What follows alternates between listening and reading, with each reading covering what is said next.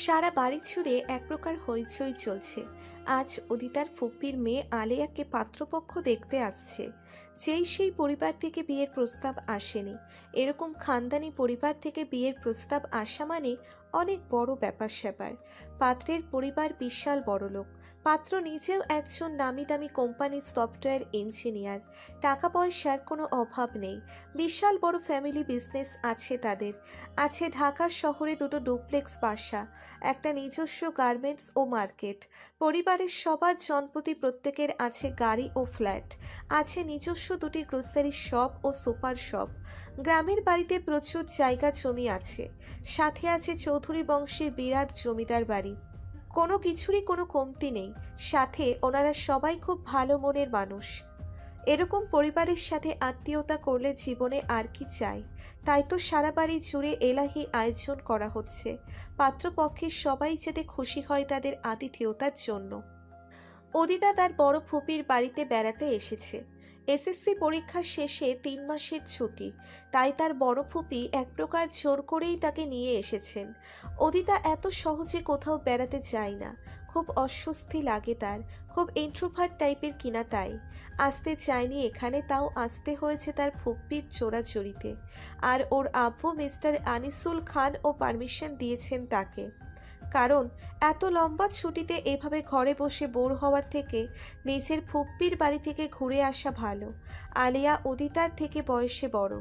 আলিয়ার বয়স 22 আর উদিতা সবে মাত্র 16তে পা রেখেছে। কেন জানি আলিয়া উদিতাকে মোটেও পছন্দ করে না। কথায় কথায় খালি খোঁচা দেওয়ার তালে থাকে। এজন্যই আরও ফুপ্পির বাসায় আসতে চায় না সে। এর চেয়ে নিজের বাসায় থাকাটাই ভালো। প্রায় 1 সপ্তাহ থাকার পর আজকেই চলে যেতে চাইছিল উদিতা বাসায়। কিন্তু আলেয়ার জন্য হঠাৎ পাত্রপক্ষ আসার কথা শুনে ওর ফুপ্পি তাকে আটকে দিলেন। উদিতা ঘরকন্যার কাজে ভীষণ পটু। রান্নাবান্নায় ওর হাত অসাধারণ। এত বড় ঘর থেকে বিয়ের প্রস্তাব আসা চারটিখানি কথা নয়। আর ওদের খাতির যত্নে যাতে কোনো ত্রুটি না হয়, তাই উদিতাকে এখন ভীষণ দরকার তার ফুপ্পি মিসেস লিমার। উদিতা রান্নাঘর সামলানোর দায়িত্বে থাকলে তিনি নিশ্চিন্তে বাকি সব কাজ সামলাতে পারবেন। সেই সকাল থেকে রান্নাঘরের কাজে ব্যস্ত উদিতা। গরমে ঘেমে নিয়ে একাকার হয়ে গেছে সে। গোসলও করতে পারেনি এখনো কাজের চাপে। একা হাতে বিভিন্ন পদের রান্না বান্না সব করছে সে।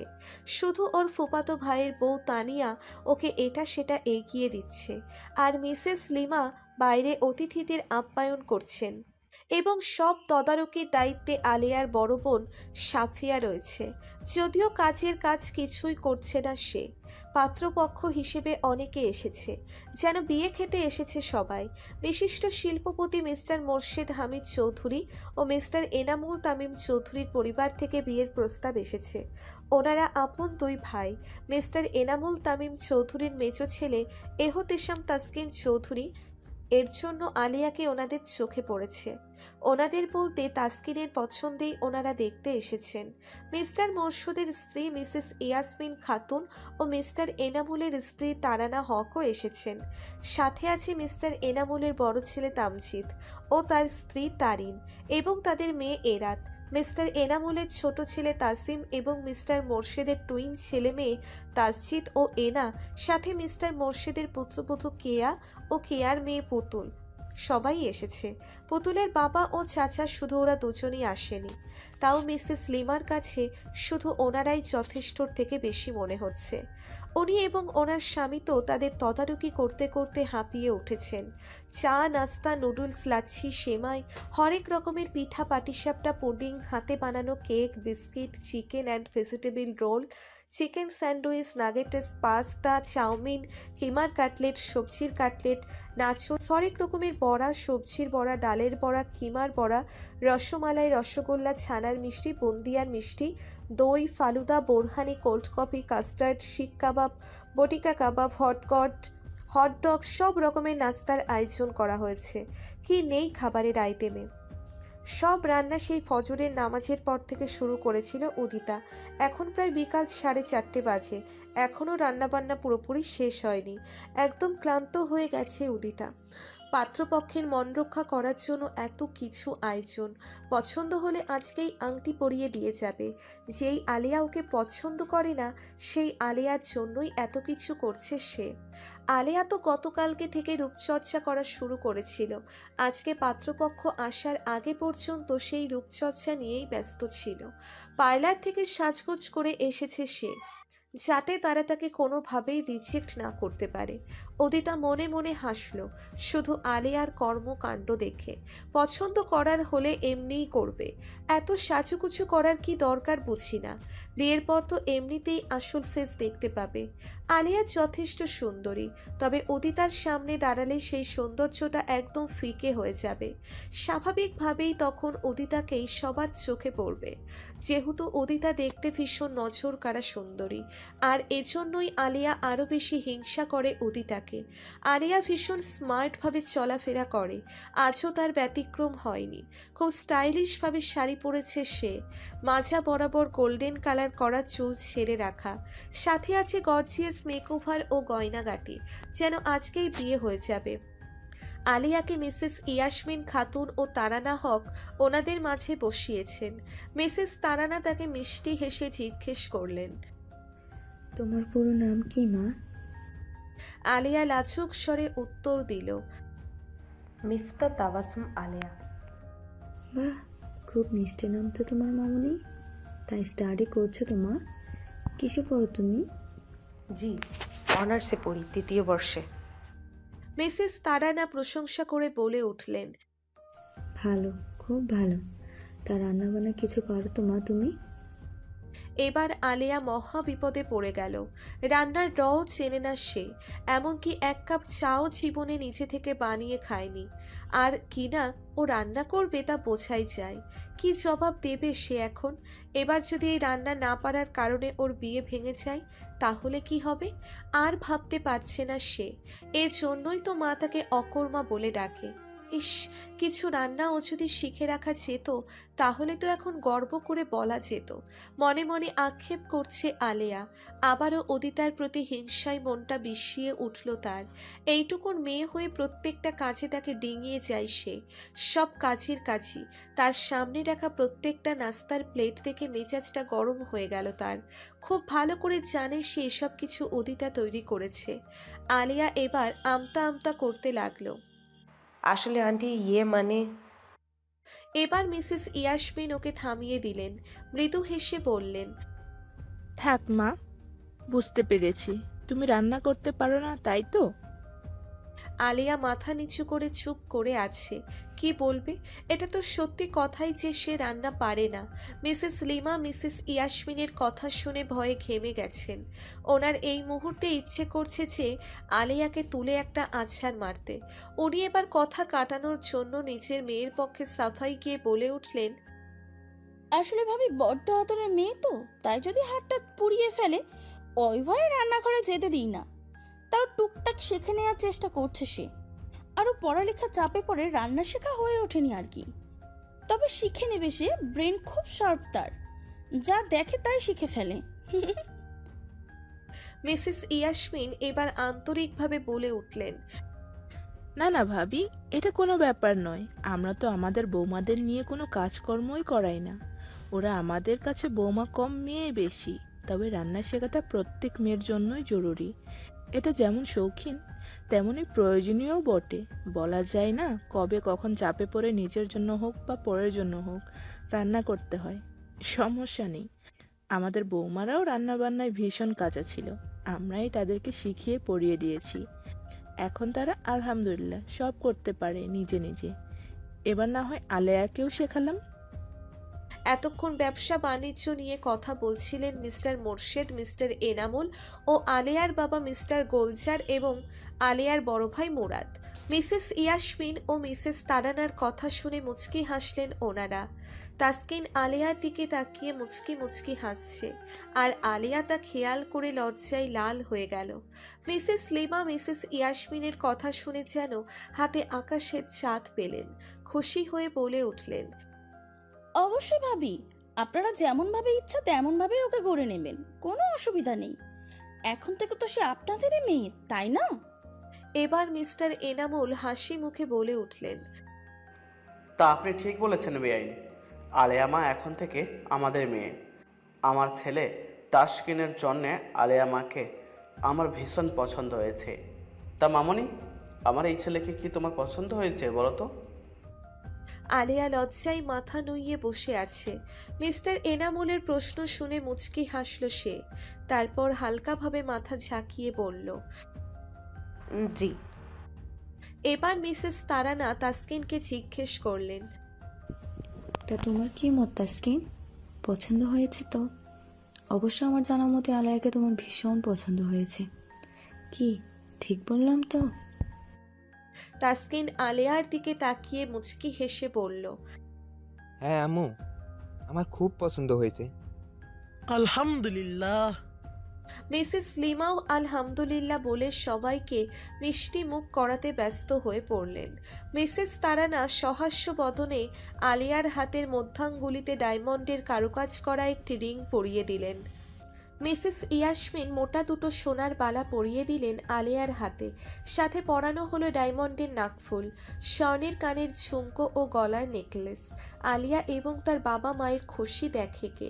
মিসেস লিমা আরও ব্যস্ত হয়ে গেলেন তাদের খাতিরদারিতে।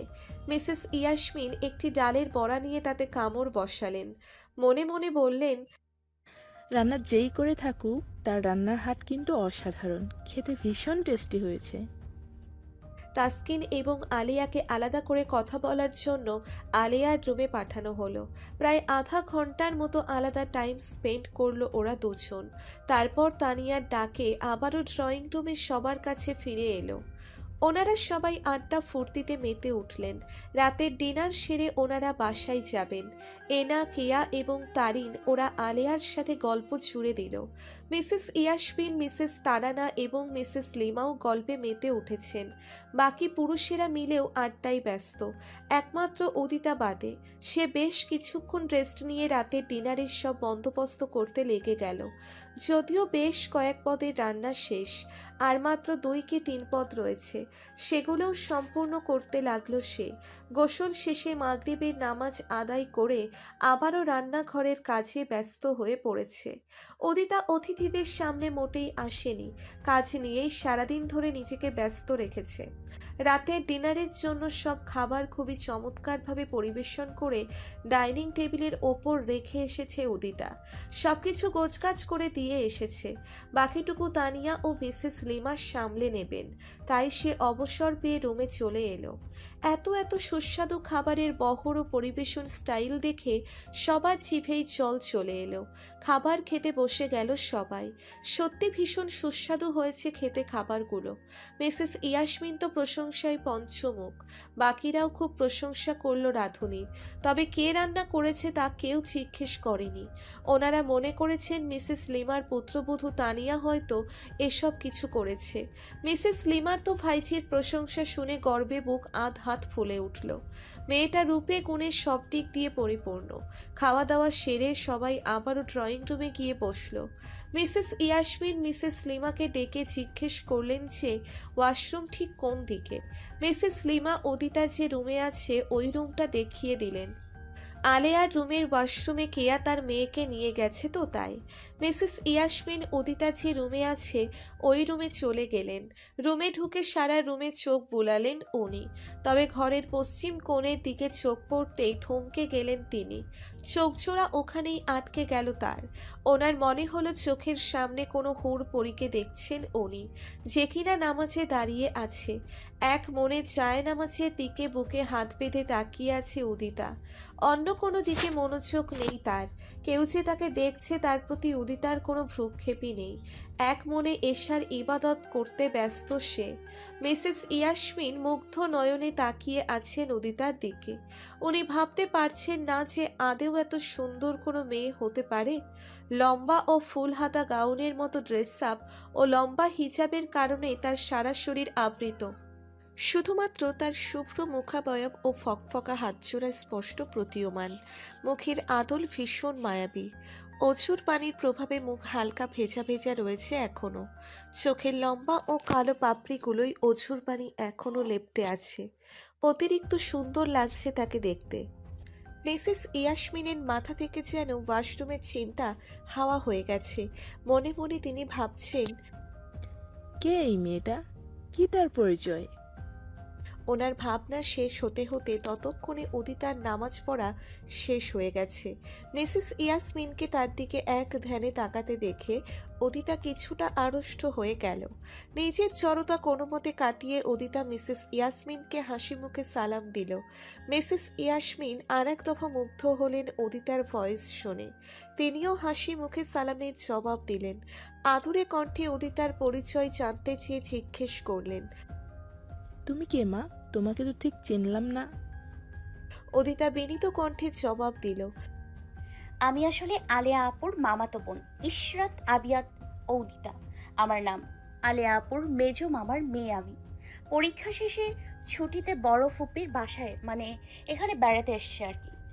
বাহ, খুব মিষ্টি তো তোমার নাম, ঠিক তোমার মতোই। তা মামনি, তোমাকে তো একবারও বাইরে যেতে দেখিনি। আসলে আন্টি, আমি এত মানুষজনের সামনে কমফোর্ট ফিল করি না, তাই আপনাদের সামনে যাইনি এতক্ষণ। কিছু মনে করবেন না প্লিজ, আমার খুব অস্বস্তি লাগে এত মানুষের সামনে যেতে, তাই। না মা, এত হেসিটেট ফিল করার দরকার নেই, সমস্যা না। আমি কিছু মনে করিনি। তোমার সাথে দেখা হয়ে ভালোই হলো। তুমি কিন্তু খুব মিষ্টি দেখতে। ধন্যবাদ আন্টি। কোন ক্লাসে পড়ো তুমি মামনি? মাত্র এসএসসি পরীক্ষা দিয়েছি আন্টি। মিসেস ইয়াসমিন ভাবেননি যে উদিতার বয়স এত অল্প হবে।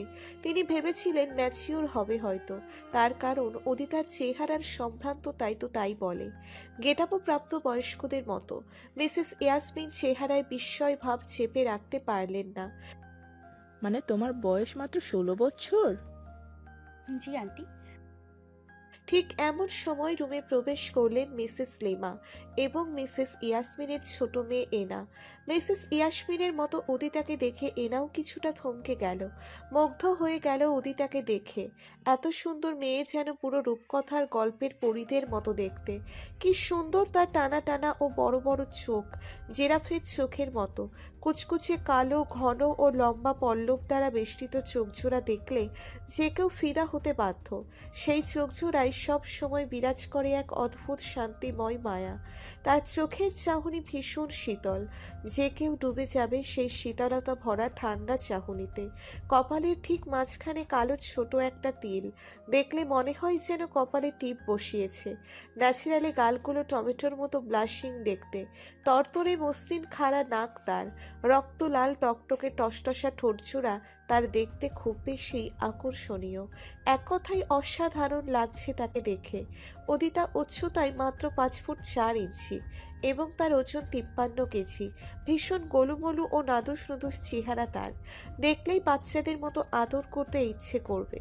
মিসেস লিমা আবারও তাদের সাথে উদিতাকে পরিচয় করিয়ে দিলেন। উদিতা এনার সাথে আন্তরিকতার সহিত হাসি মুখে কুশল বিনিময় করল। মিসেস লিমা উদিতাকে ভীষণ ভালোবাসেন, ওনার খুব আদরের ভাইজি সে। উদিতার ক্লান্তিমাখা চেহারা দেখে মিসেস লিমা কিছুটা ব্যস্ত ভঙ্গিতে উদিতাকে বললেন, মা, তোর কি শরীর খারাপ লাগছে? কিছু খেয়েছিস তো মা আমার? ইস, আমার ভাইজিটা আজ সারাটা দিন ধরে নিজেকে কাজে কর্মে ও রান্না বান্নায় ব্যস্ত রেখেছে। সে খেয়েছে কিনা কিছুই খেয়াল করিনি। উদিতা মিসেস লিমাকে আশ্বস্ত করে বলল, ফুপি, তুমি খামোখাই চিন্তা করছো। আমি খেয়েছি তো, আর আমার মোটেই শরীর খারাপ লাগছে না। আমি একদম ঠিক আছি ফুপি, তুমি নিশ্চিন্তে থাকো। এনা এবার গেস করে বলে উঠল, ওয়েট ওয়েট, তার মানে এত সব খাবারের আইটেম উদিতাই রান্না করেছে? এবার মিসেস লিমা উদিতার প্রশংসায় লিপ্ত হয়ে গেলেন। তার বলতে আমার উদিতা ছাড়া এত সুস্বাদু খাবার আর কে রান্না করবে? আমার উদিতা সকল প্রকারের কাজকর্মে অনেক পটু, বিশেষ করে রান্না বান্নায়। আমার উদিতা মায়ের হাতের রান্না যে একবার খেয়েছে, তার জিভে এখনো সেই স্বাদ লেগে আছে। আমার উদিতার মতন এত নিরীহ মানুষ হতেই পারে না। আমার মাটা রূপে গুণে সব দিক দিয়ে একদম পারফেক্ট। পড়াশোনা খুব ভালো, খুব বাধ্য মেয়ে এসে, বড়দের সাথে জীবনেও মুখে মুখে তর্ক করে না। যে যা বলবে সেটাই সে নীরবে পালন করে। সবাইকে খুব সম্মান করে আমার মাটা। আফসোস, আমার যদি আর একটা ছেলে থাকতো তাহলে যে করেই হোক আমি উদিতাকে আমার ছেলের বউ বানিয়ে নিতাম, কিন্তু তা তো আর সম্ভব নয়। এটা মিসেস লিমার এক প্রকারের মুদ্রা দোষ। উদিতাকে দেখলেই এই আক্ষেপটা ওনার বুক ছিঁড়ে বেরিয়ে আসে। ভীষণ আফসোস হয় ওনার। মনে মনে ভাবেন যে এই মেয়েটা আরো আগে জন্মগ্রহণ করলে কি এমন ক্ষতি হতো, তাহলে তো আমার মুরাদের সাথে তাকে বিয়ে দিতে পারতাম। মিসেস ইয়াসমিন তো উদিতার রান্নার কথা শুনে অবাক হয়ে গেলেন। এতটুকু মেয়ের এত সুন্দর গুণ! রান্না শুধু জানলেই তো হয় না, তার সঠিক স্বাদ বোঝা লাগে।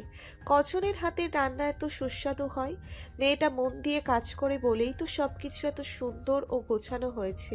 মিসেস ইয়াসমিন আবারও উদিতার প্রশংসায় পঞ্চমুখ হয়ে গেলেন। তিনি এমন কিছু ভাবতেও পারেননি। সাথে এনাও যোগ হয়ে গেল।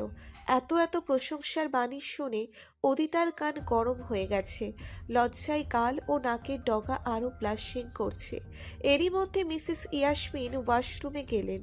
ওয়াশরুম থেকে ফিরে এসে আবারও উদিতাকে বিভিন্ন ধরনের প্রশ্ন করতে লাগলেন। তোমার ফ্যামিলিতে কে কে আছে মামনি? আমার আব্বু, ওনার নাম আনিসুল খান। আম্মু আনিতা মিনহা। বড় ভাইয়া শাহরিয়ার খান। বড় ভাবি উসামা দিদার। আমার 4 বছর বয়সে একটা ভাতিজা আছে, নাম সাজিদ খান। এবং আমার মেজো আপু উষা ফাউজিয়া সাদিয়া। ওনার অবশ্য বিয়ে হয়ে গেছে। আমার দুলা ভাইয়ের নাম আশহাম মিজান। আমার 3 বছরের কিউট একটা বোন আছে, তার নাম আরহাজ মিনহার। বাহ, একদম সিম্পল হ্যাপি ফ্যামিলি। তা মা, তোমার আব্বু এবং ভাইয়া কি করেন? জি, আমার আব্বু ঢাকা ভার্সিটির প্রফেসর আর ভাইয়া ব্যাংকে চাকরি করেন। খুব ভালো। তোমার বাসা কোথায় মা? বনানীতে আমাদের নিজস্ব বাসা আছে আন্টি, ওখানেই থাকি। যদিও বাসাটা আহামরি তেমন কিছু নয়, টিন শেডের সাধারণ বাসা, তবু ওটাই আমাদের কাছে অনেক শান্তির নিবাস। কিছু মনে করো না মা, আমিও কিন্তু তোমার মতন খুব সাধারণ একটা পরিবার থেকে বিলং করি। আমার বাবা একটা প্রাইমারি স্কুলের শিক্ষক ছিলেন। তবে আমরা মধ্যবিত্ত হলে কি হবে, আমাদের আত্মসম্মান কিন্তু প্রখর। হোক না আমার স্বামী কোটিপতি বা শিল্পপতি, সবার আগে এটাই তো আমার পরিচয় যে আমি একটা সাধারণ পরিবারের মেয়ে।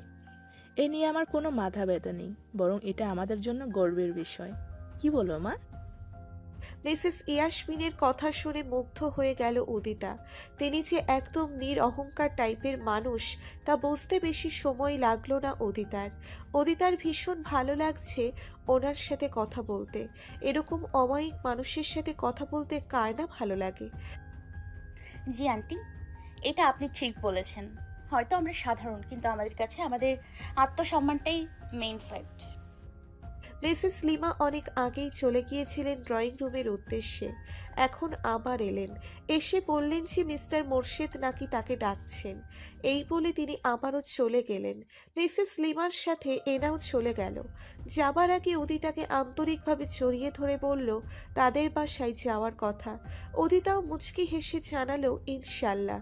ওরা যাওয়ার পর মিসেস ইয়াসমিনও উঠে দাঁড়ালেন। উদিতার সাথে এতক্ষণ সময় কাটিয়ে ওনার ভীষণ ভালো লেগেছে। এবার উনি একটা অবাক করা কাজ করলেন। তা হলো তিনি তার হাত থেকে স্বর্ণের কারুকাজ করা অত্যাধিক সুন্দর একটা চ্যাপ্টা ডিজাইনার রিং খুলে সেটা উদিতার হাতে পরিয়ে দিলেন। উদিতা যার পরনায় বিস্মিত হলো। উদিতা অবাক হয়ে জিজ্ঞেস করলো, এটা আপনি কি করলেন আন্টি? এসবের কি দরকার ছিল? মিসেস ইয়াসমিন অমায়িক হাসলেন। উদিতার প্রশ্ন শুনে উদিতার মাথায় হাত বুলিয়ে তিনি আদুরে কণ্ঠে বললেন, এটা তোমার এই আন্টির তরফ থেকে সামান্য একটা গিফট। আজ তুমি আমাদের এত মজাদার খাবার রান্না করে খাইয়েছো, সারাদিন ধরে এত এত কষ্ট করে আমাদের জন্য এত সুস্বাদু খাবার বানিয়েছো, তার তুলনায় এটা কিছুই না মামুনি। বিশ্বাস করো, তোমার মতন এত ভালো ও সরল মনের মেয়ে আমি কখনো দেখিনি। তোমার সাথে কথা বলে আমার ভীষণ ভালো লেগেছে। আলো চাহেন তো আবার আমাদের দেখা হবে, তবে অন্য কারণে। সেটা তুমি পরে বুঝতে পারবে। এখন এই আন্টির তরফ থেকে এই ছোট্ট গিফটটি তুমি গ্রহণ করবে না মামুনি? জি আন্টি, অবশ্যই। আপনার সাথে গল্প করে আমারও ভীষণ ভালো লেগেছে। এখানে তো আরও আসা হবে আপনাদের। আমি থেকে থাকলে অবশ্যই আপনাদেরকে আবারও রান্না করে খাওয়াবো ইনশাল্লাহ। মিসেস ইয়াসমিন মুচকি হেসে উদিতার কপালে একটা চুমু খেলেন। উদিতার হাতে সালামি 10,000 টাকা গুজে দিয়ে বললেন, মানা করতে পারবে না, এটা তোমার আঙ্কেলের তরফ থেকে সামান্য উপহার। তোমার আঙ্কেল তোমায় দেখেননি ঠিক, কিন্তু দেখলে খুশি হয়ে এর থেকেও বেশি দিতেন। আমি তো সামান্য দিয়েছি মাত্র। আমি চাইছি না তুমি এত অস্বস্তি নিয়ে তাদের সাথে দেখা করো, এর জন্যই আমি দিয়ে দিলাম। তোমার যা ভালো লাগবে তা কিনে নিও। ভালো থেকো মামনি, আর নিজের খেয়াল রেখো। আল্লাহ হাফিজ। জি আন্টি, আপনিও নিজের খেয়াল রাখবেন। আসসালামু আলাইকুম। ওয়ালাইকুম আসসালাম। তাহলে আজ যাই মামনি। এই বলে মিসেস ইয়াসমিন চলে গেলেন। উদিতা ওনার যাওয়ার পানে অবাক হয়ে তাকিয়ে রইল। উনি যা দিলেন তা ফিরিয়ে দেওয়াটা অভদ্রতা হয়ে যায়, তাই বাধ্য হয়ে সেগুলো গ্রহণ করেছে উদিতা। কিন্তু সে বুঝতে পারছে না এই 10,000 টাকা এবং এই স্বর্ণের আংটি এসব উনি কেন দিলেন। শুধুই কি রান্না করে খাওয়ানোতে খুশি হয়ে, নাকি অন্য কোনো কারণে? মাথায় প্রশ্নগুলো জটলা পাকিয়ে বসে আছে উদিতার। আপাতত সে এসব মাথা থেকে ছেড়ে ফেলে দিল। টাকাগুলো তার হ্যান্ড পার্সে রেখে দিল সে। অতঃপর বিছানায় গিয়ে রিল্যাক্স হয়ে বসল। মিসেস ইয়াসমিন ও ওনার পরিবারের সবাই বিদায় জানিয়ে চলে গেলেন। আলেয়াকে প্রায় 50,000 টাকার মতো সালামি দেওয়া হয়েছে। মিসেস লিমা তো খুশিতে আত্মহারা। আলেয়ার হাতে মাত্র 5,000 টাকা গুঁজে দিয়ে বাকি টাকা নিয়ে তিনি তার আলমারিতে তুলে রাখলেন। আলেয়া মুখ গোমরা করে বসে রইল। সে ভেবেছিল সব টাকা তার। কালকে সে মার্কেটে যাওয়ার প্ল্যানও করে ফেলেছিল, কিন্তু তাতে তার মা বাগড়া দিয়ে দিলেন। ওনাদের নিচে যা যা খরচ হয়েছে তার থেকেও বেশি টাকা পেয়ে আয়েশ করে পান চিপুতে লাগলেন মিসেস লিমা। দুনিয়াতে টাকাই তো সব। তার মেয়ে যে রানীর হালাতে তার শ্বশুরবাড়িতে থাকবে তা তিনি খুব ভালোই বুঝতে পারছেন। মিস্টার মোর্শেদ জানিয়েছেন পরের সপ্তাহেই ধুমধাম করে এঙ্গেজমেন্টের অনুষ্ঠান সম্পন্ন করা হবে এবং এঙ্গেজমেন্টের দিনই সবাইকে জানিয়ে দেওয়া হবে ঠিক কোন দিন বিয়ে। তবে এর আগে ওনারা সুবিধা মতো সব কিছুর সিদ্ধান্ত নেবেন। বড়লোকের বিরাট কারবার বলে কথা। মিসেস লিমা আরও বেশি খুশি এজন্য যে ওনারা কোনো ধরনের যৌতুক দাবি করেননি। উল্টে বলেছেন সোনাদানা দিয়ে মুড়িয়ে রানীর মতো করে সাজিয়ে কনেকে নিয়ে যাবেন তাদের বাড়িতে। শক্ত কাঠের একটা চেয়ারের সাথে বেঁধে রাখা হয়েছে এক লোককে। একটু আগেই লোকটাকে কিডন্যাপ করে নিয়ে আসা হয়েছে। সারা গোডাউন জুড়ে 20 জন লোক কালো গেটাপে দাঁড়িয়ে আছে আশেপাশে। চেহারা দেখা যাচ্ছে না ওদের।